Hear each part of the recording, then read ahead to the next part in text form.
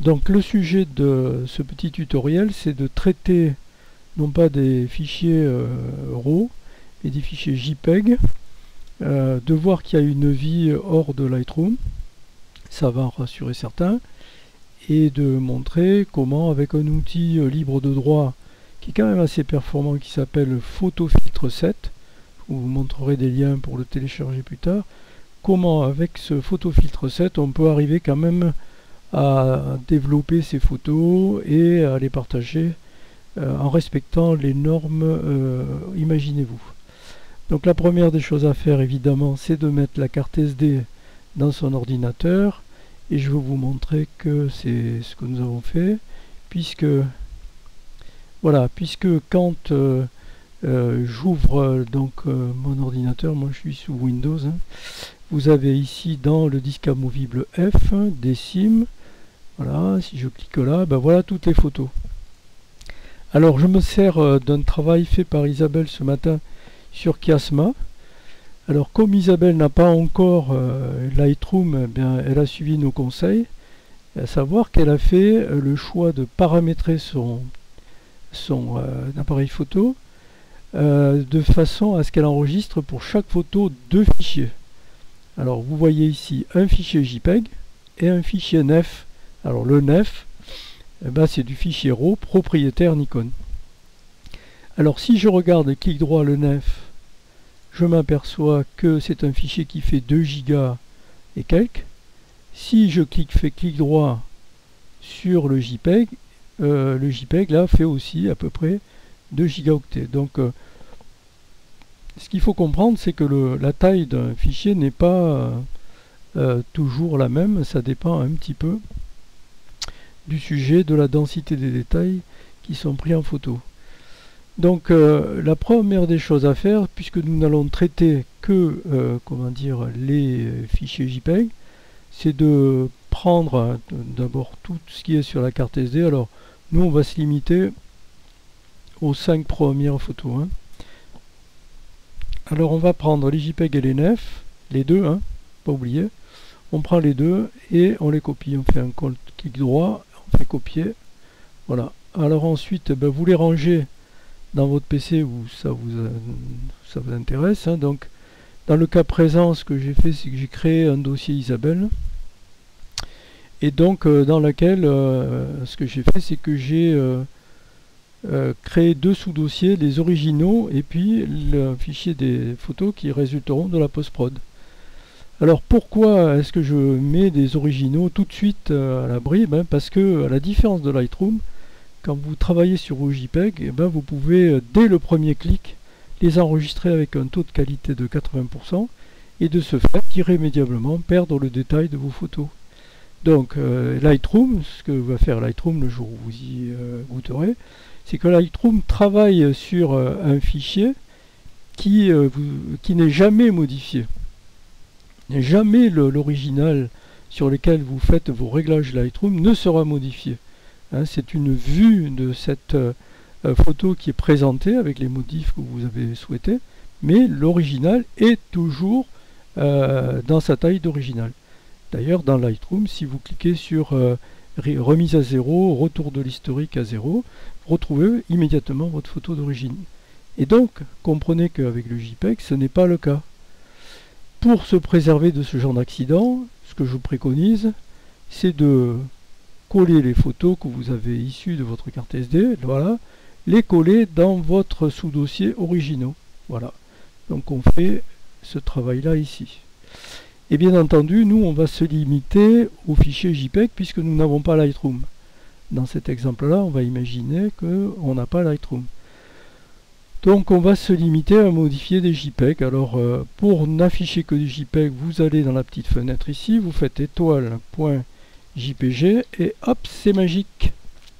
Vous voyez, il n'y a plus que les JPEG. Alors on va prendre par exemple la photo 1 et on va voir tout le processus de traitement appliqué pour arriver in fine à produire une photo avec le suffixe HD, haute définition, et une autre photo avec le suffixe web, tout ça conformément à la norme Chiasma, ou imaginez-vous.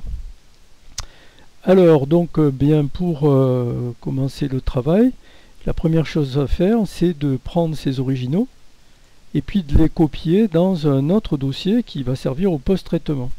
Donc là, je fais un CTRL-C, un copier. Je reviens sur mon dossier post-prod et là, je viens coller ces originaux dans leur nom d'origine.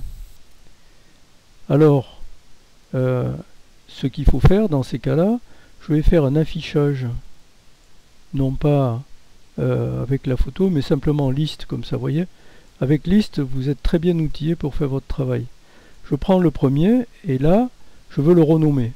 Alors, je vais vous montrer, il y a deux méthodes. Faites un clic droit, vous tapez renommer. Vous avez encore plus vite, avec un raccourci sur les PC, vous tapez la touche F2, d'accord? Et là, vous tapez l'année, le mois, le jour, toujours conforme à la norme Chiasma. Le sujet, c'est Chiasma, donc si ça avait été un trombinoscope, on aurait tapé trombi. Ici, c'est Isa qui fait les photos, donc voilà. Et puis, eh bien, vous voyez, j'en ai déjà traité 5. Alors, ben, je vais faire la 6e. Voilà. Et puis, pour faire les autres, eh ben, je vais prendre la méthode Isabelle, c'est-à-dire que je vais venir ici. Alors, attendez, je vais venir ici, copier ça. Je fais CTRL-C. Je viens ici, je modifie, CTRL-V. Voilà, j'ai collé. Je change que le dernier chiffre. Et puis ça, maintenant, bon, j'ai des outils pour faire ça un peu plus automatique, mais je vais pas trop vous compliquer la vie. Voilà, donc là, je vous fais ça. CTRL-V. Je mets 9. Là. Et puis ici. Bon, et puis ici, on va mettre... Pardon. Je fais CTRL-V. Puis ici, on va mettre 10. Puis je vais arrêter là, hein, d'accord? Je ne veux pas trop en faire.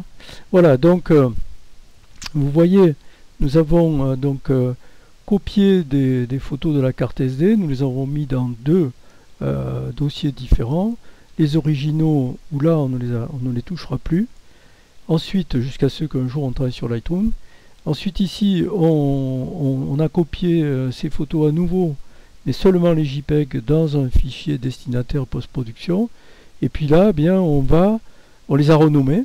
Hein, vous voyez, le nom est conforme à ce qui est décrit dans la méthode d'importation et de renommage des photos. Et vous voyez, on a réussi à faire ça très rapidement et encore sans utiliser Lightroom. Donc on va imaginer que la 06 là, on va la traiter, la développer, mais au lieu de charger Lightroom, on va utiliser PhotoFiltre 7. Alors je lance PhotoFiltre, là ici vous voyez. Voilà, PhotoFiltre est lancé, je fais fichier ouvrir. Voilà, je vais aller dans le dossier, j'ai dit que je voulais modifier la 6. La 6, alors l'inconvénient de cette méthode, c'est que je vois pas trop ici le numéro de la... Le numéro, alors est-ce que je peux... Voilà, vous voyez, je mets liste, et comme ça je vois tout de suite la 6, où est-ce qu'elle est. Donc la 6, elle est là. Je l'ouvre, voilà. Et puis, voilà, une très intéressante photo, super. Ben moi, j'ai rien à dire sur cette photo, je la trouve super. Hein. Isabelle, tu veux qu'on modifie un truc? Non, elle fait signe que non. Bon, ben moi, je la trouve super, c'est une super bonne idée. Donc là, on va faire très simple, hein, on va...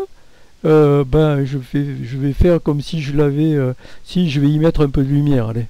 Je vais lui mettre un peu de lumière, voilà, un peu de contraste. Voilà, vous avez vu, je mets encore un petit peu de lumière, encore un petit peu de contraste. Je la mets plus péchue, quoi. Là, ça vous va? Et puis, bon, allez, si je veux encore pinailler un peu, et ben, je vais mettre un tout petit peu de couleur. Allez, tiens, je la sature un tout petit poil. Et voilà, ça y est, la photo est modifiée. Qu'est-ce que je fais? Ben maintenant, je peux l'enregistrer, hein, voilà, il n'y a pas de souci. Hein. Je peux l'enregistrer, parce que, voilà, parce que si je l'enregistre là, ben, je sais que je risque pas grand-chose, puisque j'ai mon original quelque part dans un dossier. Et vous voyez que là, quel que soit l'outil, au moment où vous allez enregistrer, il va vous proposer un taux de compression qui est le dernier que vous avez utilisé. Et bien, vous voyez, si là, je fais pas attention, que je fais OK, je vais enregistrer un taux de compression de 50 et je tue définitivement ma photo en HD. Alors, selon ma bonne façon de travailler, moi c'est toujours à fond, toujours à droite, hein, voilà. Pour le reste, eh bien, vous pouvez faire un aperçu si vous voulez. Donc il va calculer, il vous dit que votre photo au final va faire 6,42 mégaoctets, ce qui est excellent, donc on peut faire OK. Voilà. Bien, ben ça c'est la photo en HD, donc je vais tout de suite aller la renommer photo HD. Voilà, alors que je mets ça de côté, je reviens ici, la 06, telle que je l'ai mise là, c'est la photo HD. Donc je vais la renommer en ajoutant, comme le demande la norme, HD. Voilà. Et puis, comme je ne suis pas avare de modifications, ben maintenant, cette photo que j'ai gardée là ouverte, je vais comment dire, la retravailler. Je vais l'enregistrer sous. Et puis là, je vais l'appeler "web". Voilà. Parce que au moment où je vais faire ça, je vais en profiter pour enregistrer. Ben voilà, je vais lui mettre une qualité. Je vais lui mettre une qualité 50. Alors on peut refaire un aperçu. Je trouve qu'elle est encore beaucoup. Ben oui, parce qu'en fait, c'est pas la bonne méthode. Je devrais commencer d'abord par m'occuper de la taille de l'image. C'est pour ça que ça marchait pas. Ici, vous mettez dans le sens, le plus grand sens, vous mettez 1500. J'ai bien fait de faire l'erreur, comme ça vous ne la ferez pas. 1500, la résolution, vous mettez 72. Alors après, je ne sais pas quel logiciel vous allez utiliser. Hein. Et puis maintenant, ben, je refais mon enregistré sous. Donc toujours "web", hein, la fin. "web". Voilà. Et puis là, enregistrer. D'accord. Et là, bah, tchoc, je remets à 50% à peu près. Voilà. Un aperçu. Oh, c'est pas assez. Alors, vous voyez, comme quoi, hein, fait un aperçu. 172, bon, je peux monter encore un peu. 195, bon, c'est bien. 195, c'est une bonne photo. Je pousse à 80%. Voilà, aperçu. Voilà, 217, parfait. Voilà. Et bien, donc là, je peux fermer mon logiciel photofiltre. Donc j'ai obtenu finalement deux photos qui ont comme numéro de séquence 06. L'une qui s'appelle HD, qui pèse 6,42 mégaoctets. L'autre qui s'appelle Web et qui pèse 220 kilooctets. Ben voilà, le boulot est fini. Et je vous donne rendez-vous à un autre tuto, peut-être un jour, si ça vous enchante toujours, de suivre ma petite production.